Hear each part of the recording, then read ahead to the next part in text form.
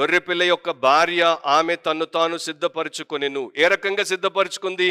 పర్సెప్టివ్లీ అంటే వాక్యానుసారంగా దేవుడి యొక్క అవగాహనతో తను తాను సిద్ధపరచుకుంది.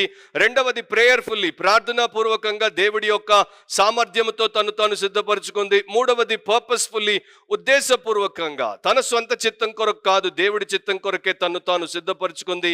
నాలుగవది పవర్ఫుల్లీ, శక్తివంతంగా ఆమె యొక్క ఫలము వచ్చినట్లు, అది నిలిచి ఉండినట్లు, దేవుణ్ణి మహిమపరచునట్లు ఆమె సిద్ధపరచుకుంది. ఐదవది ప్లెజెంట్లీ, ఆహ్లాదకరంగా, నసుకుతూ నసబెడుతూ జుట్టు బిక్కుంటూ ముక్కు చీదుకుంటూ కాదు, ఆమె ఆహ్లాదకరంగా దేవుడి కొరకు బ్రతికింది, సిద్ధపడింది. అండ్ పర్మనెంట్లీ, ఫర్ ఎవర్ అంటే ఇక ఇదే నా జీవితం, ఇదే నిత్యత్వం అన్నట్టుగా ఆమె సిద్ధపడింది. చాలా మంది పరలోకానికి పోయిన తర్వాత ప్రభువుని ఆరాధిద్దాం, పరలోకానికి పోయిన తర్వాత ప్రభు కోసం పరిశుద్ధంగా ఉందాం, పరలోకానికి పోయిన తర్వాత స్వార్థం లేకుండా బతికేద్దాం అనుకుంటారు. వారు పరలోకానికే రారు. ఎందుకంటే మోసపోయారు, నట్టేట మునుగుతారు. ఈ లోకంలో అట్లా బ్రతికితే ఆ లోకంలో ఫలం, ఆ లోకంలో పోయి సాధన చేసి అక్కడ నేను చూపిస్తాను అప్పుడిక నాకు అనే అవకాశమే లేదు. మన వివాహాల్లో కూడా మనం చూస్తాం, అందరికన్నా ఎక్కువ ఎవరు సిద్ధపడతారు అంటే పెళ్లి కుమార్తె సిద్ధపడుతుంది, పెళ్లి కుమారుడి కన్నా పెళ్లి కుమార్తె సిద్ధపడుతుంది.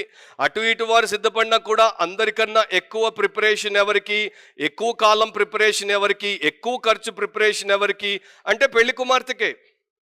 అండ్ మన ప్రపంచవ్యాప్తంగా ఉన్నటువంటి ఈస్ట్ వెస్ట్ వెడ్డింగ్స్లో కూడా మనకు సెంట్రల్ ఫిగర్ ఎవరు? బ్రైడే, వధువే, పెళ్లి కుమార్తె ఆ వివాహంలో చాలా కీలకమైనటువంటి వ్యక్తిగా కనబడుతుంది. మన క్రిస్టియన్ మ్యారేజ్నే మీరు తీసుకోండి, పెళ్లి కొడుకు కాముగా వచ్చి కూర్చుంటాడు, ఎవరు పెద్దగా పట్టించుకోరు. కానీ పెళ్లి కుమార్తె వస్తుందనగానే సేవకుడు అందరినీ లేపుతాడు, చర్చ్ అంతా లేచి నిలబడాలి, ఇక ఆమె కోసం స్పెషల్ పాట పాడాలి.